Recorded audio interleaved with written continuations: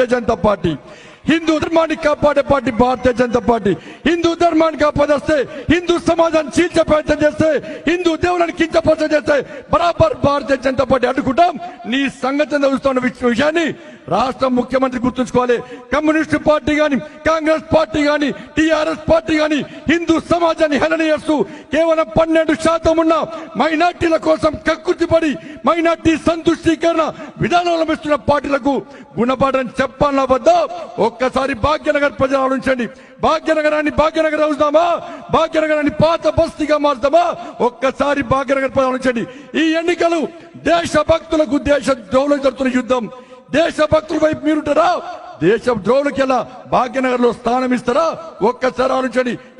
ఛత్రపతి శివాజీ, బాబాసాహెబ్ అంబేద్కర్, సర్దార్ పటేల్, వీర సావర్కర్, తాంత్యా తోపే, ఇలా స్వామి వివేకానంద వారసులుగా భారతీయ జనతా పార్టీ అభ్యర్థులు మీ ముందుకు అభ్యర్థులుగా వస్తున్నారు.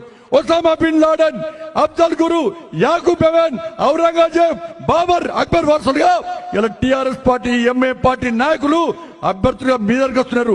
వాళ్ళు కావాలన్నా మేము కావాలన్నా భాగ్యనగర్ ప్రజలు ఆలోచించండి. ఇదే కార్పొరేషన్ గడ్డ మీద, ఇదే కార్పొరేషన్ మీద కాసేపు జెండా రెపరెపలాడన్నా, ఇలా పింక్ కలర్ జెండా, పచ్చ జెండా రెపరెపడాలన్నా ఒక్కసారి భాగ్యనగర్ ప్రజలు ఆలోచించండి. వాళ్ళ మైనార్టీల పేరుతోని కక్కుర్తి, వాళ్ళ ఓట్ల కక్కుర్తి పడేలా హిందూ సమాజాన్ని కులాల పేరుతోని, వర్గాల పేరుతోని, వర్ణాల పేరుతోని, సంస్థల పేరుతోని, సంఘాల పేరుతోని చీల్చి ఎట్టి పరిస్థితుల్లో అడ్డదారిలో గెలవడానికి ఇలా టీఆర్ఎస్ పార్టీ చేస్తున్న ప్రయత్నాన్ని ఒక్కసారి భాగ్యనగర్ ప్రజలు గుర్తుంచుకోవాలి. మేము ఏ మతానికి వ్యతిరేకం కాదు, ఏ వర్గానికి వ్యతిరేకంగా కాదు. ఇదే ముఖ్యమంత్రి అన్నాడు, నేనే నిక్కాసైన హిందును, నేనే భయంకరమైన హిందును, నేనే నిజమైన హిందును, నేనే యాగాలు చేస్తా, నేనే పూజలు చేస్తా, నాకంటే హిందువు ఎవడన్నాడు?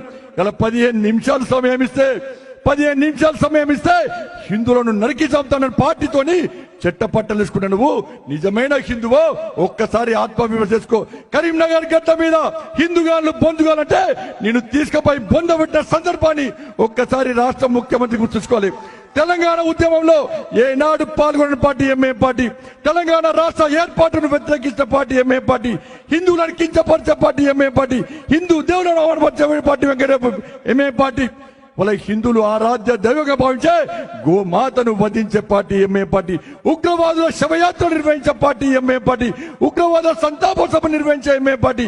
వాళ్ళ ఆ పార్టీతో చెట్టపట్టలు వేసుకుంటే నేను నిజమైన హిందూగా, హిందూ సమాజం ఏ విధంగా గుర్తిస్తుందో ఒక్కసారి ముఖ్యమంత్రి ఆలోచించుకోవాలి. అందుకే సోదరులారా, మంచి అవకాశం భాగ్యనగర్ ప్రజలకు వచ్చింది. దుబ్బాకలో తెలుసు, ఎలా దుబ్బాకలో ఇలా ప్రజలు నరేంద్ర మోడీ గారి నాయకత్వం చూసి, నరేంద్ర